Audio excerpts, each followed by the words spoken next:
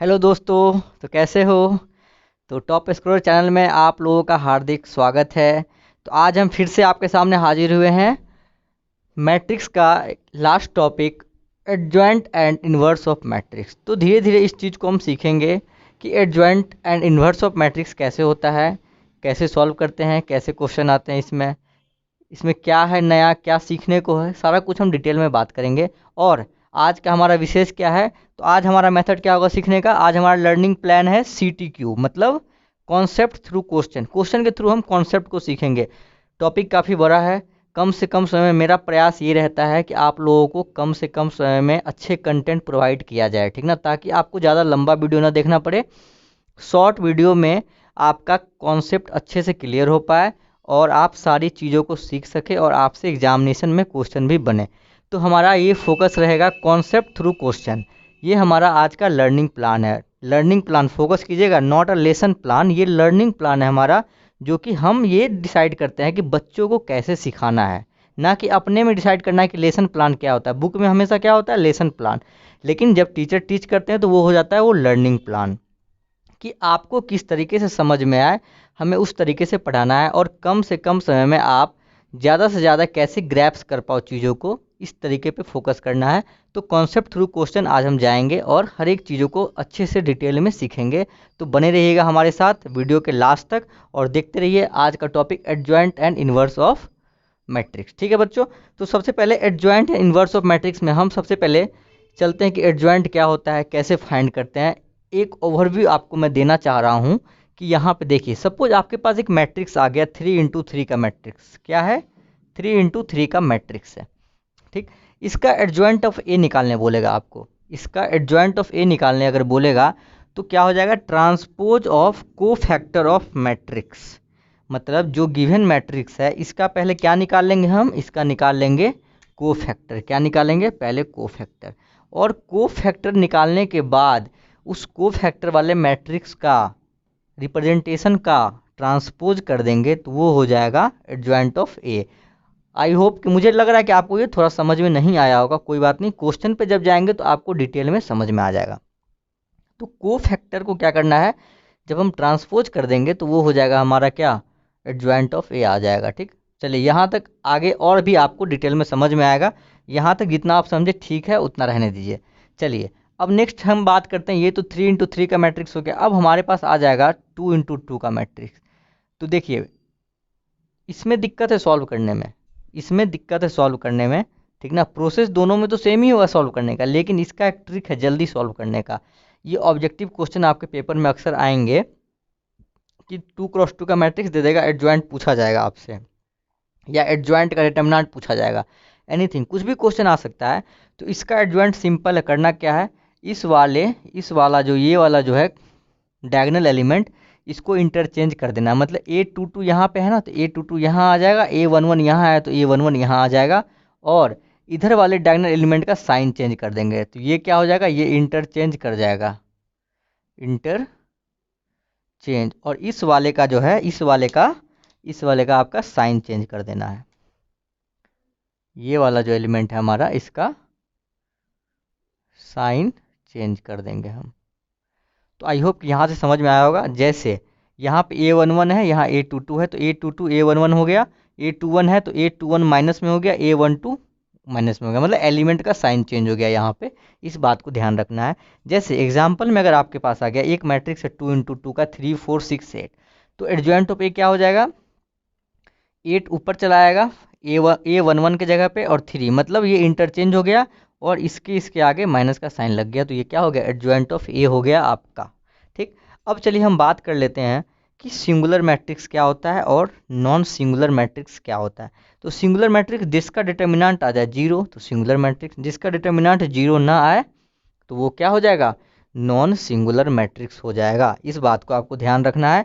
तो अगर ये मैट्रिक्स, अगर ए मैट्रिक्स की बात करें, ए का डिटर्मिनेंट अगर हम फाइंड कर रहे हैं, ए का 8 3 जा 24, 6 4 जा 24, तो 24 - 24 क्या आ गया, 0 आ गया। मतलब क्या, डिटर्मिनेंट 0 आ गया। इसका मतलब ये है कि ये मैट्रिक्स हमारा सिंगुलर मैट्रिक्स है। अगर यहाँ कोई दूसरा मैट्रिक्स होता, अगर कोई दूसरा मैट्रिक्स होता, अगर डिटर्मिनेंट जीरो नहीं आता तो कह देते नॉन सिंगुलर मैट्रिक्स है, क्योंकि डिटर्मिनेंट जीरो नहीं आ रहा है। तो आई होप को आपको यहाँ तक सारा कुछ समझ में आया होगा। तो इसको आप अच्छे से नोट कीजिए। अगर स्क्रीनशॉट लेना चाहते हैं तो स्क्रीनशॉट भी ले सकते हैं, कोई दिक्कत की बात नहीं है। लेकिन आपको कहीं ना कहीं अगर आपको लग रहा है कि ये हमें रखने की ज़रूरत है, तो किसी भी फॉर्म में आप या तो सॉफ्ट कॉपी या हार्ड कॉपी जैसे भी आपको रखना है आप रख सकते हैं। तो इसके बाद हम नेक्स्ट टॉपिक पे आ रहे हैं, इसको नोट कीजिए।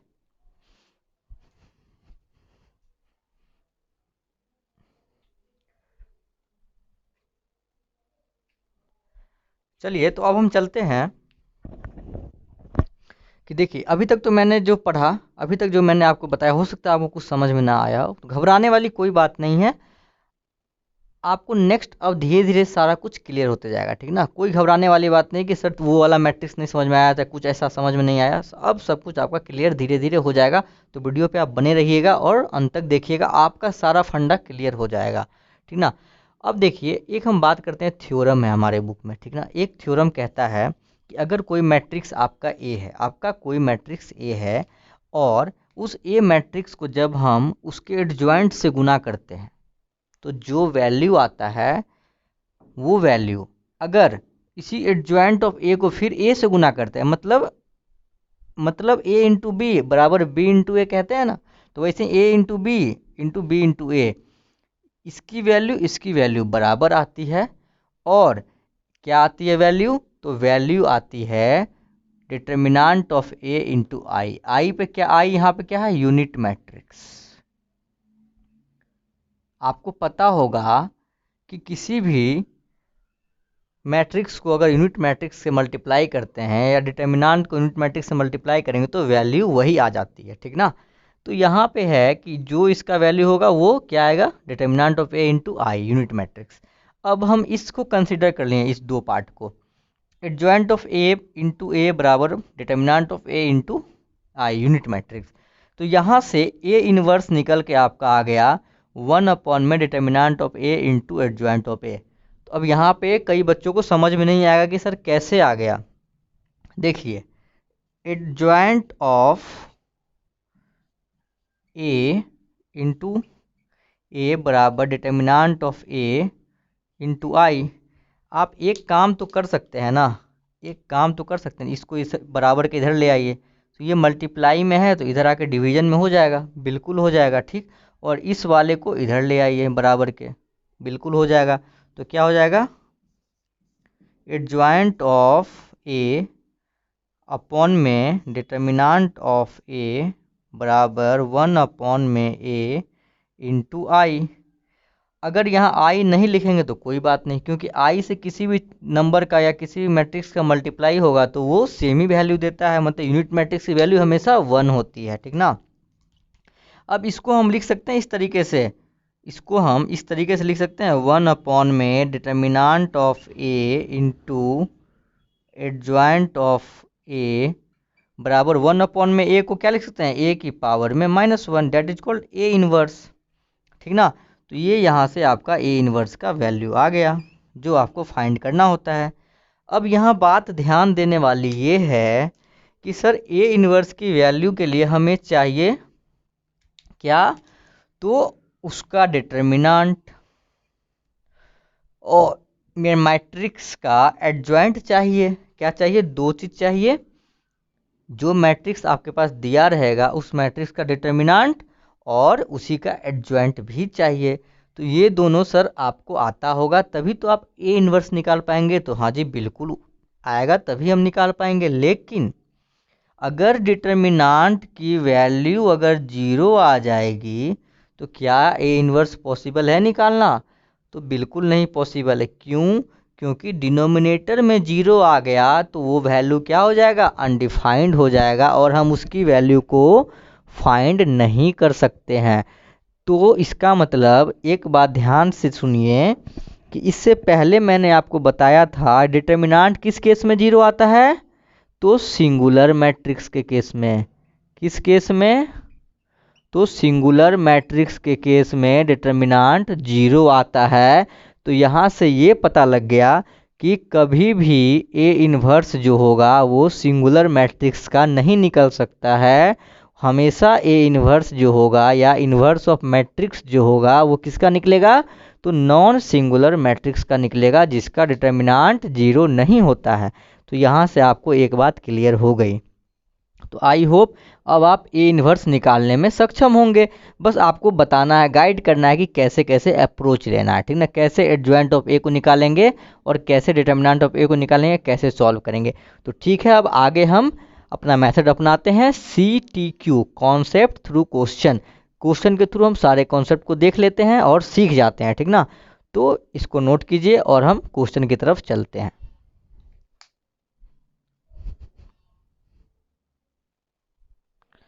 तो अब हम चलते हैं, इसको समझते हैं ज़रा कि देखिए अब नेक्स्ट हमारा स्टेप क्या है। हमें किसी मैट्रिक्स का इन्वर्स निकालने से पहले चेक करना होगा क्या वो मैट्रिक्स सिंगुलर तो नहीं है। तो चेक करने के लिए क्या निकालेंगे, डिटर्मिनेंट निकालेंगे। तो इस मैट्रिक्स का हमने क्या किया, डिटर्मिनेंट निकाला। आपको पता है डिटर्मिनेंट निकालने के लिए हमें क्या करना पड़ता है, किसी मैक्सिमम नंबर ऑफ जीरोज करने पड़ते हैं रो में या कॉलम में। तो मैंने यहाँ ऑपरेशन लगा दिया, क्या लगा दिया ऑपरेशन। तो ये हमारा होता है क्या, ये होता है R1 R2 R3 C1 C2 और C3, ये इस तरह का होता है। तो C1 equal to C2 plus 3C3 मैंने किया। C1 मतलब यहाँ पे जो वैल्यू लिखेगा वो कि क्या होगा, C1 प्लस 3C3 मतलब 3 प्लस माइनस 3, 3 प्लस माइनस 3 मतलब 0।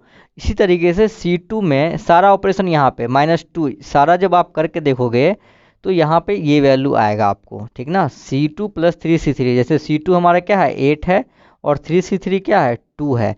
तो 8 प्लस 3C3 मतलब 8 प्लस 3 2 जा 6, क्या हो जाएगा हमारे पास,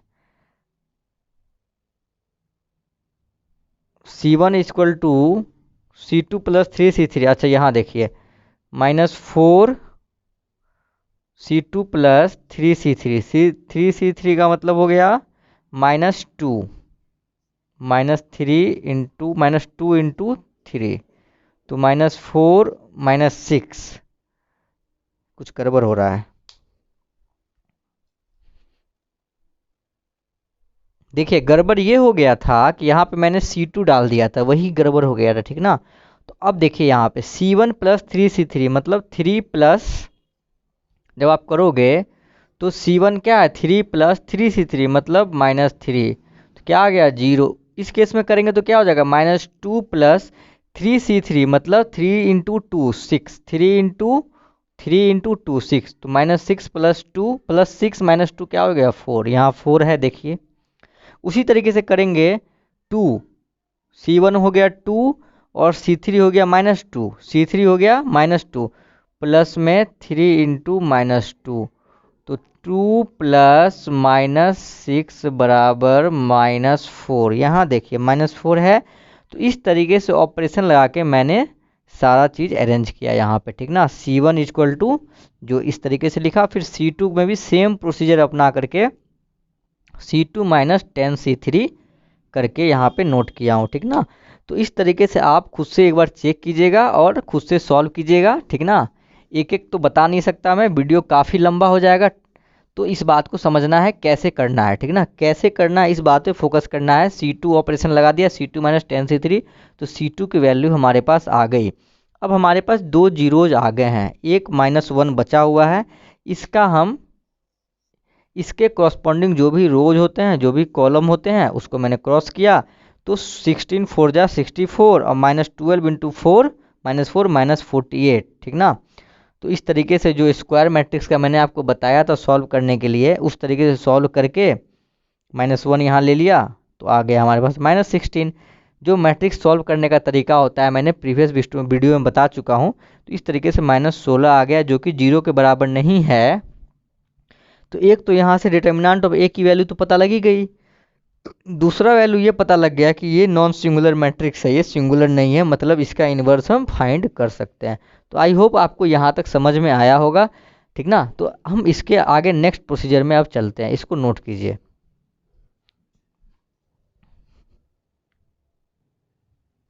तो चलिए अब हम चलते हैं, हमारे पास डिटर्मिनांट की वैल्यू हमारे पास, हम इसको साइड में नोट कर लेते हैं। डिटर्मिनांट की वैल्यू कितनी आई थी, -16 आई थी। इसको हम नोट करके लिख लेते हैं, बोर्ड छोटा पड़ रहा है तो हम एक जगह वैल्यू को नोट कर लेते हैं। अब चलिए हम बात करते हैं एडजॉइंट ऑफ ए कैसे निकालते हैं।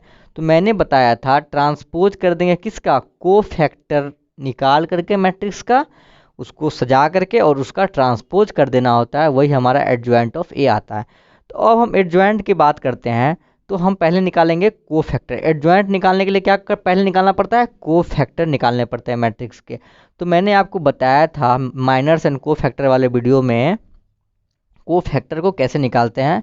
तो कोफैक्टर का फॉर्मूला होता है -1 to the power i plus J into M I J. यहाँ पे क्या है, i प्लस जे, तो ये पहला रो में है, पहला कॉलम में है। तो पहला रो मतलब i, पहला i बताता है रो को, i बताता है रो को, और जे बताता है कॉलम को। जो बच्चे पहले से भी अगर नहीं कुछ पढ़े हैं उन्हें भी समझ में आएगा, ठीक ना। आई बताता है रो, जे बताता है कॉलम, ठीक ना। जैसे इस मैट्रिक्स का हम बात करें तो ये क्या है, पहला रो है, पहला कॉलम है, पहला रो है, दूसरा कॉलम है, पहला रो है, तीसरा कॉलम है।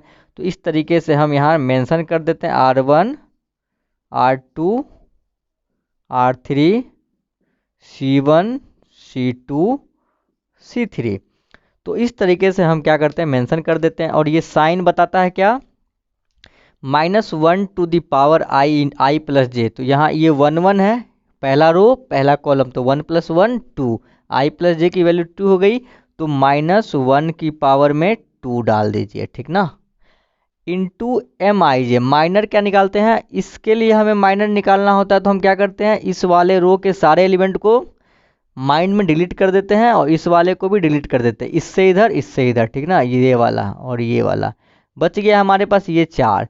तो ये 4 की वैल्यू हम यहाँ लिख देते हैं 8 2 -4 और -2। तो यहाँ से इसकी वैल्यू आ जाती है, -1 का स्क्वायर 1 हो गया, 8 2, तो यहाँ क्रॉस मल्टीप्लाई करते हैं मतलब -16, ठीक ना। और -4 × 2 -8, ठीक। यहाँ से आपको समझ में आ रहा होगा।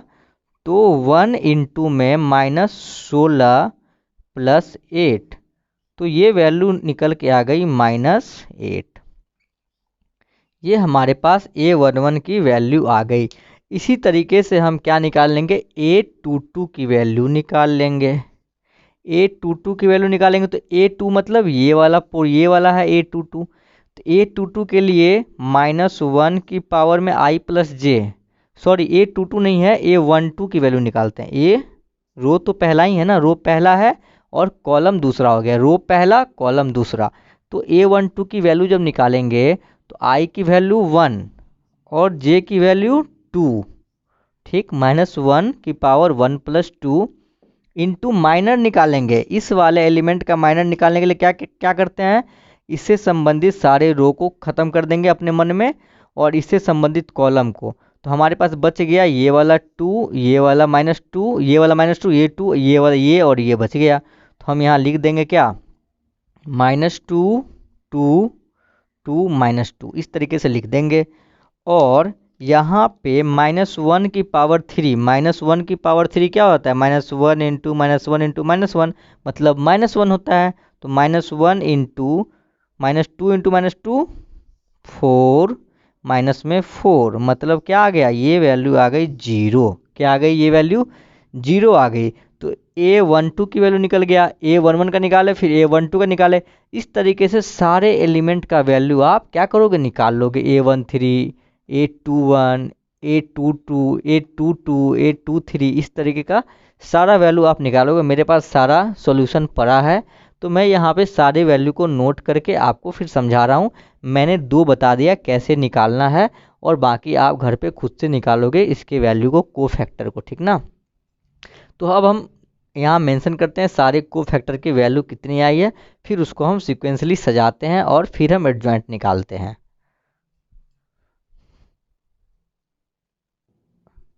तो चलिए अब हम चलते हैं।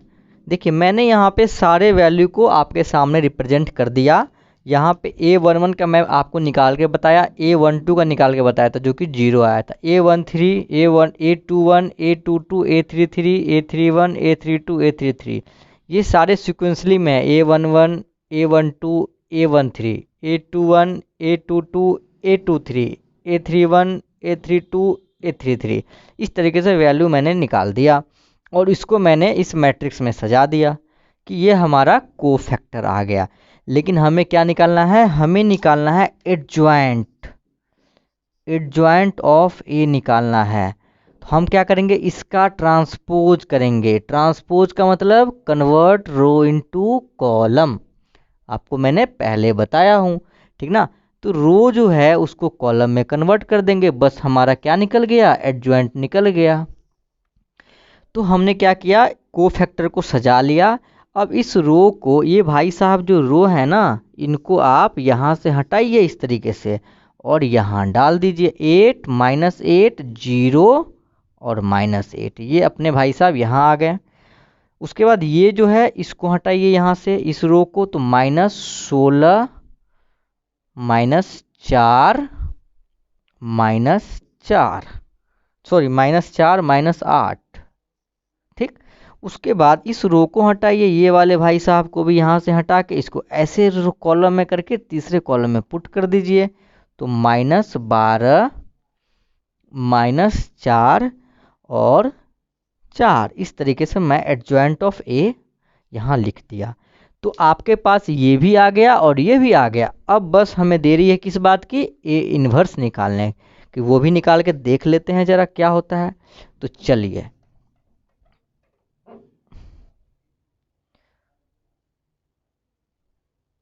चलिए इसको इरेज करते हैं, निकाल के देख लीजिए।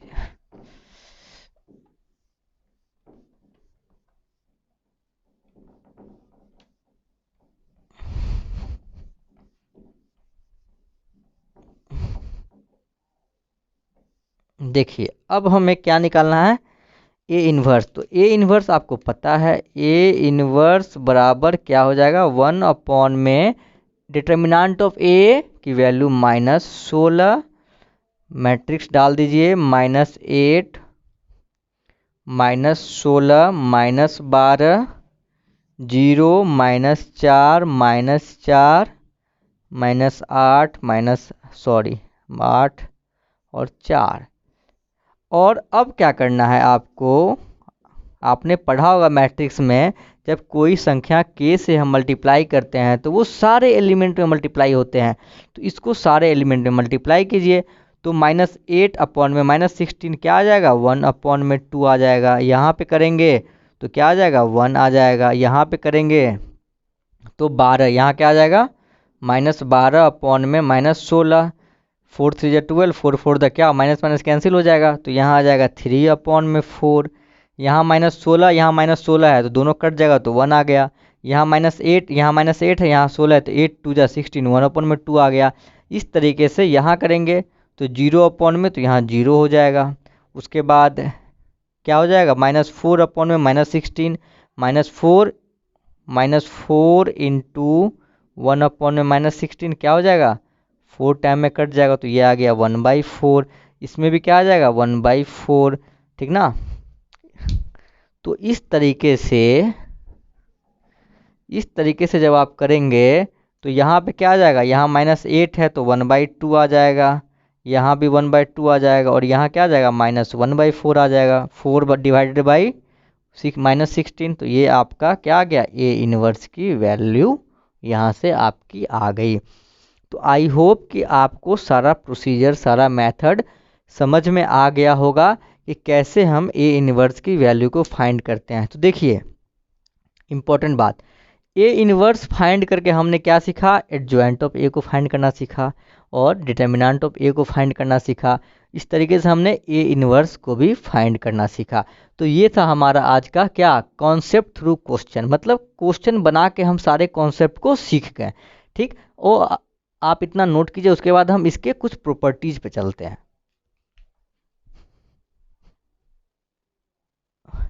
तो अब हम बात कर लेते हैं, कुछ थ्योरम्स हैं जिस पे आपके ऑब्जेक्टिव क्वेश्चंस बन सकते हैं। तो इस थ्योरम सबको ना आप रिजल्ट के तौर पे ध्यान में रखिएगा, ठीक ना। तो एक बार मैं एक्सप्लेन कर देता हूँ, आपके दिमाग में सारा कुछ चला जाएगा, ठीक ना। अगर आपके पास मैट्रिक्स ए बी सी है, 3 मैट्रिक्स दिया है, तीनों स्क्वायर मैट्रिक्स होना चाहिए, ठीक ना, स्क्वायर मैट्रिक्स होना चाहिए।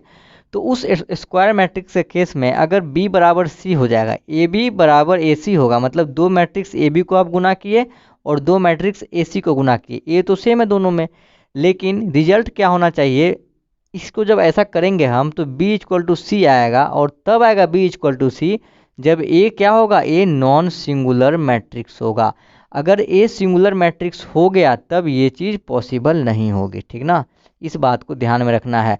तो इस तरह का कोई प्रूफ आएगा तो पहले हम a को देख के चेक करेंगे कि a क्या है, सिंगुलर है या नहीं। अगर सिंगुलर हो गया तब ये कंडीशन फॉलो नहीं करेगा, अगर सिंगुलर हो नहीं है, नॉन सिंगुलर है, तब ये कंडीशन आ जाएगा कि b इक्वल टू सी हो जाएगा, ठीक। दूसरा, ए बी का इन्वर्स अगर करते हैं, 2 मैट्रिक्स से ए बी इन्वर्स हो रहा है, इसका मतलब क्या होगा, ए और बी दोनों मैट्रिक्स क्या होना चाहिए, नॉन सिंगुलर मैट्रिक्स होने चाहिए। और ए और बी दोनों को मल्टीप्लाई करके जब हम उसका इन्वर्स निकालें तो ये हो गया LHS, और हमने बी मैट्रिक्स का अलग से इन्वर्स निकाला और ए को अलग से इन्वर्स निकाला, दोनों को जब गुना किया तो दोनों की वैल्यू बराबर आएगी। तो इसका मतलब ये हो गया कि A B inverse, A B का इन्वर्स बराबर बी का इन्वर्स इंटू ए का इन्वर्स। ये भी रिजल्ट वेरी वेरी इंपॉर्टेंट है, 1 मार्क में सीधे सीधे पूछे जा सकते हैं, ये इसके बराबर होगा कि नहीं होगा। तो हमें क्या कहना है, हाँ ये इसके बराबर होगा, या ध्यान रखिएगा B inverse into A inverse, not ऐसे ये नहीं लिख देना है, ठीक ना, ये गलत हो जाएगा, B inverse into A inverse के बराबर होगा, ठीक। अब देखिए ए ट्रांसपोज का इन्वर्स, ए क्या कोई मैट्रिक्स ए है, कोई मैट्रिक्स ए है जो कि नॉन सिंगुलर मैट्रिक्स होगा, क्योंकि यहाँ इन्वर्स की बात करें, जहाँ भी इन्वर्स की बात होगी तो वहाँ पे सिंगुलर मैट्रिक्स तो आ ही नहीं सकता है, क्योंकि उसका डिटर्मिनेंट 0 होगा और पॉसिबल वैल्यू नहीं आएगी इसकी। तो यहाँ पे जो है ए का ट्रांसपोज करके तब इन्वर्स निकालते हैं, और एक बार ए का इन्वर्स निकालने के बाद तब उसका ट्रांसपोज करते हैं तो दोनों क्या आता है, बराबर आता है, ठीक है। यहाँ से आपको बात समझ में आई, ए इन्वर्स, ए का पहले मैंने ट्रांसपोज किया, रो इनटू कॉलम में चेंज किया, तब उसके बाद उसका इन्वर्स निकाला, जो वैल्यू आई वो उस ए का पहले इन्वर्स निकाल के तब ट्रांसपोज किया तो दोनों बराबर आ गए। इस तीसरा को ध्यान में रखना है। ए बी 2 मैट्रिक्स है, दोनों का एडजॉइंट निकाल लिए हम, ए इंटू बी, पहले ए इंटू बी किए मल्टीप्लिकेशन ऑफ मैट्रिक्स के मेथड से, फिर दोनों का एडजॉइंट निकालें कंबाइंड, और फिर एडजॉइंट ऑफ बी अलग से निकाले, एडजॉइंट ऑफ ए अलग से निकाले, दोनों क्या आ गया, बराबर आ गया। ये भी रिजल्ट ध्यान में रखना है, ये सब यहाँ पे प्रूफ कराने वाली चीज़ अभी के टाइम में नहीं है, इसको मैं कभी और लेके आऊँगा, ठीक ना, सबका अलग अलग प्रूफ। अभी आपको रिजल्ट के तौर पे इसको याद करना है ताकि ऑब्जेक्टिव क्वेश्चन आपसे मिस ना हो। उसके बाद देखिए एडजॉइंट ऑफ ए का इन्वर्स क्या हो जाता है, एडजॉइंट ऑफ ए, पहले एडजॉइंट ऑफ ए निकालते हैं, उसका जब इन्वर्स करते हैं वो किसके बराबर होगा, ये इन्वर्स का जब हम एडजॉइंट करते हैं तो दोनों इक्वल आता है। यहाँ पहले ए इन्वर्स निकालते हैं तब उसका एडजॉइंट करते हैं, यहाँ पहले क्या करते हैं, एडजॉइंट ऑफ ए निकालते हैं उसका तब इन्वर्स करते हैं, दोनों की वैल्यू बराबर आती है। तो ये 3 4 5 रिजल्ट हैं, आपको ध्यान में रखने हैं, तो इसको नोट कीजिएगा आप ज़रा जल्दी।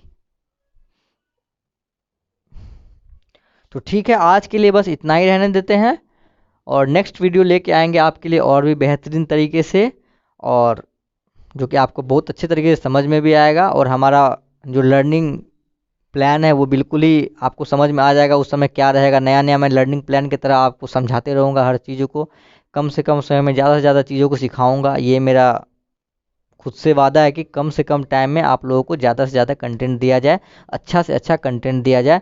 और आप लोगों को क्या करना है, इस वीडियो को देखने के बाद अपने फ्रेंड सर्कल में शेयर करना है, ताकि आपके फ्रेंड तक भी ये पहुंच पाए और वो भी सीख सके। और हमारे चैनल पे आए हैं तो ज़रूर से ज़रूर सब्सक्राइब करके जाइएगा, ये आपसे रिक्वेस्ट है, तहे दिल से रिक्वेस्ट है कि आप सब्सक्राइब किए बिना नहीं जाइएगा, चैनल से सब्सक्राइब करके जाना है और बेल आइकन को भी दबाना है ताकि आपको हमारे वीडियो का नोटिफिकेशन मिलते रहे। ठीक है, धन्यवाद।